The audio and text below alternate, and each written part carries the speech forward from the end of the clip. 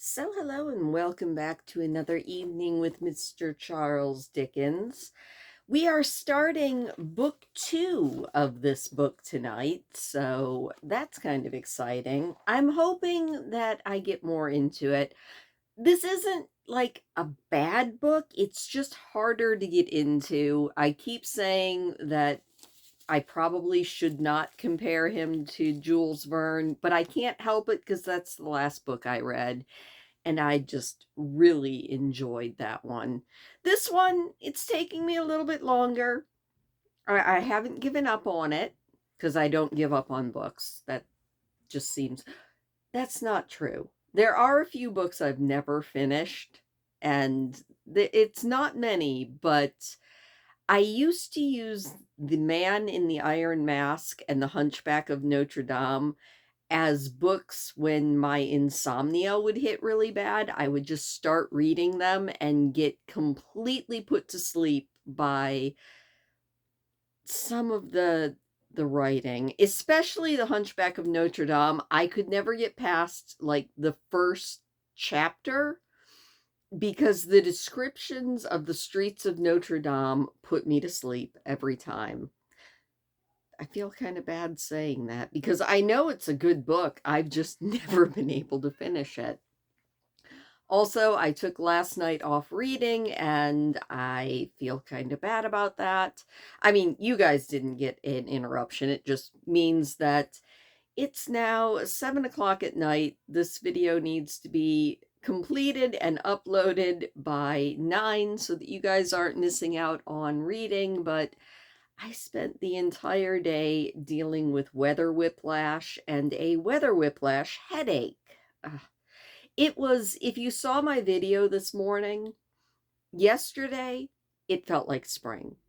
It was 60 degrees almost. I think technically it was the upper 50s, but it was almost 60.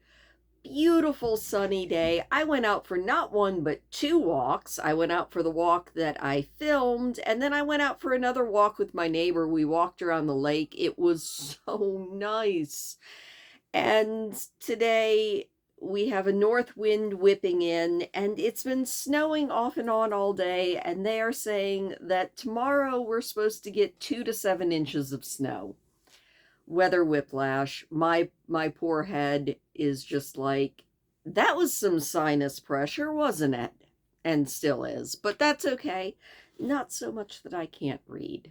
So with all of that, I think we're definitely doing one chapter. We may do two, because tomorrow we won't have a chapter because tomorrow is my live stream night.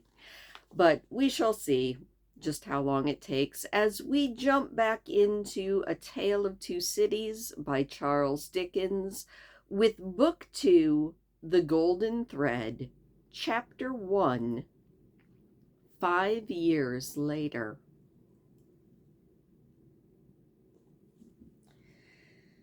Tellson's Bank by Temple Bar was an old-fashioned place, even in the year 1780. It was very small, very dark, very ugly, very incommodious. It was an old-fashioned place, moreover, in the moral attribute that its partners in the house were proud of its smallness, they were proud of its darkness, they were proud of its ugliness, and they were proud of its incommodiousness. They were even boastful of its eminence in those particulars, and they were fired by an express conviction that if it were less objectionable, it would be less respectable. This was no passive belief, but an active weapon which they flashed at more convenient places of business. Tellson's, they said, wanted no elbow room. Tellson's wanted no light. Tellson's wanted no embellishment. Noakes and Company's might, or Snooks Brothers might, but Tellson's, no. Thank heavens. Any one of these partners would have disinherited his son on the question of rebuilding Tellson's. In this respect, the house was much on par with the country. which did very often disinherit its sons for suggesting improvements in laws and customs that had long been highly objectionable, but which only made them the more respectable. Thus it had come to pass that Tellson's was the triumphant perfection of inconvenience. After bursting open a door of idiotic obstinacy with a weak rattle in its throat, you fell into Tellson's down 2 steps and came to your senses in a miserable little shop with 2 counters, where the oldest of men made your check shake as if the wind rustled it, while they examined the signature by the dingiest of windows, which were always under a shower bath of mud from Fleet Street, and which were made even dingier by their iron bars, and, of course, by the heavy shadow of the Temple Bar. If your business necessitated your seeing the house, you were put into a species of condemned hold at the back, where you meditated on a misspent life until the house came with its hands in its pockets and you could hardly blink at the dismal twilight. Your money came out of, or went into, a wormy old wooden drawer, particles of which flew up your nose and down your throat when they were opened and shut. Your banknotes had a musty odor, as if they were fast decomposing back into rags again. Your plate was stowed away among the neighboring cesspools, and evil communications corrupted its good polish within a day or two. Your deeds got into extemporized strong rooms made of kitchens and sculleries, and fretted all the fat out of their parchments into the baking house air. Your lighter boxes of family papers went upstairs and into a Barmecide room that always had a great dining table in it and never had a dinner, and where even in the year 1780 the first letters written to you by your old love or by your little children were but newly released from the horror of being ogled through the windows by the heads exposed on the Temple Bar, with a brutality and ferocity worthy of Abyssia or Ashanti. But indeed, at that time, putting to death was a recipe much in vogue with all trades and professions, and not least of all with Tellson's. Death is nature's remedy for all things, and why not legislation? Accordingly, the forger was put to death. The utterer of a bad note was put to death. The unlawful opener of a letter was put to death. The purloiner of 40 shillings and sixpence was put to death. The holder of a horse at Tellson's door who made off with it was put to death. The coiner of a bad shilling was also put to death. The sounders of 3/4 of the notes in the whole gamut of crime, they were all put to death. Not that it did the least good in the way of prevention. It might almost have been worth remarking that the fact was almost exactly the reverse. But it cleared off, as to this world, the trouble of each particular case, and it left nothing else connected with it to be looked after. Thus Tellson's in its day. Like greater places of business, its contemporaries had taken many lives that, if the heads laid low before it had been ranged upon Temple Bar instead of being privately disposed of, they probably would have excluded what little light was on the ground floor in quite the significant manner. Cramped in all kinds of dim cupboards and hutches at Tellson's, the oldest of men carried on business gravely. When they took a young man into Tellson's London house, they hid him somewhere until he was old. They kept him in a dark place, like a cheese, until he had the full Tellson's flavor and a blue mold upon him. Only then was he permitted to be seen, spectacularly poring over large books and casting his breeches and gaiters into the general weight of the establishment. Outside Tellson's, never by any means in it unless called in, was an odd job man, an occasional porter and messenger, who served as the live sign of the house. He was never absent during business hours unless upon an errand, and then he was represented by his son, a grizzly boy of 12, who was his exact image. People understood that Tellson's, in a stately way, tolerated the odd job man. The house had always tolerated someone in that capacity, and time and tide had drifted this person to that post. His name was Cruncher, and on the youthful occasion of his renouncing by proxy the works of darkness in the easterly parish church of Houndsditch, he had received and added the name Jerry to it. The scene was Mr. Cruncher's private lodging in Hanging Sword Alley, Whitefriars, in the time of 7:30 on a windy March morning, A.D. 1780.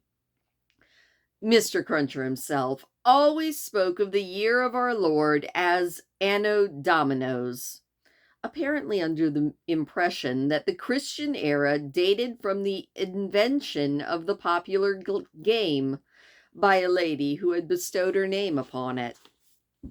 Mr. Cruncher's apartments were not in a savory neighborhood, and were but two in number, even if a closet with a single pane of glass might be counted as one. But they were very decently kept.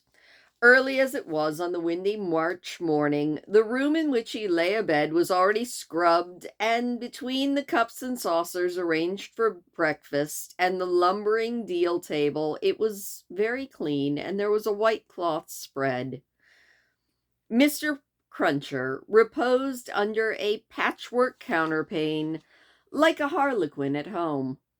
At first he slept heavily, but by degrees he began to roll and surge in bed until he rose above the surface with his spiky hair looking as if it must tear the sheets into ribbons, at which point he explained in a voice of dire exasperation, "Bust me if she ain't at it again." A woman of orderly and industrious appearance rose from her knees in the corner with sufficient haste and trepidation to show that this was the person being referred to. "What?" said Mr. Cruncher, looking out of bed for his boot. "You're at it again, aren't you?" After hailing the morning with this second salutation, he threw a boot at the woman as a third. It was a very muddy boot, and may introduce the odd circumstance connected with Mr. Cruncher's domestic economy, that whereas he often came home after banking hours with clean boots, he often got up the next morning to find those same boots covered in clay. "What?" said Mr. Cruncher, varying his apostrophe after missing his mark. "What are you up to, a Garrawater?" "I was only saying my prayers." "Saying your prayers? You're a nice woman. What do you mean by flopping yourself down and praying me again?" "I was not praying against you. I was praying for you." "You weren't.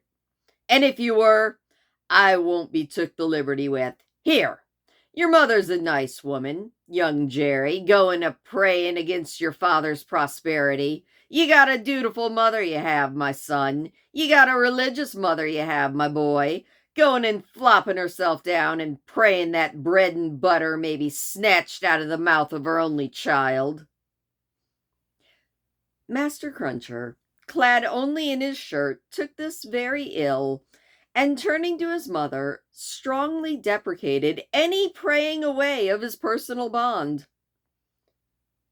"And what do you suppose, you conceited female?" said Mr. Cruncher, with unconscious inconsistency. "What do you suppose that the worth of your prayers may be? Name the price you put your prayers at." "They only come from the heart, Jerry. They're worth no more than that." "Worth no more than that," said Mr. Cruncher. They ain't worth much, then. Whether or no, I won't be prayed again, I tell ye. I can't afford it. I'm not going to be made unlucky by your sneaking. If you must go flopping yourself down, flop in favor of your husband and child, and not in opposition to 'em. If I had any but an unnatural wife, and this poor boy had any but an unnatural mother, I might have made some money last week, 'stead of being counter-prayed and counterintuited and religiously circumvented into bad luck. Bust me, said Mr. Cruncher, who all this time had been putting on his clothes, if I ain't, what with piety and one blowed thing and another, always been coursed this last week as to bad luck as ever a poor devil of a tradesman met with. Young Jerry, dress yourself, my boy, and while I clean my boots, keep an eye on your mother now and then, and if you see any signs of more flopping, you give me a call. For I tell you, and here he addressed his wife once more, I won't be gone against in this manner. I'm as rickety as a hackney coach. I'm as sleepy as laudanum. My line's is strained to a degree that I shouldn't know if it wasn't for the pain in 'em, which was me and which was somebody else. Yet I'm none the better for it in the pocket. And it's my suspicion that you've been at it from morning to night to keep me from being the better for it in the pocket. And I'm not putting up with it. I'm not putting up with it, Agrawater. And what do you say to that? Growling. In addition, such phrases as, ah, yeah, you're religious too. You wouldn't put yourself in opposition to the interests of your husband and child, would you? Not you. And throwing off other sarcastic sparks from the whirling grindstone of his indignation, Mr. Cruncher betook himself to his boot cleaning and general preparations for business.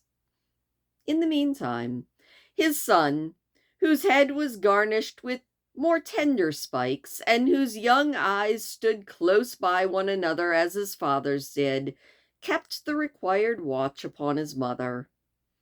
That greatly disturbed the poor woman at intervals by darting out of his sleeping closet, where he made his toilet, with a suppressed cry of, "You're gonna flop again, mother! Hola, father!" And after raising this fictitious alarm, darting again back into his bed with an undutiful grin. Mr. Cruncher's temper was not at all improved when he came to his breakfast. He resented Mrs. Cruncher's saying grace with a particular animosity. "Now, Agarrawater, what are you up to? At it again?"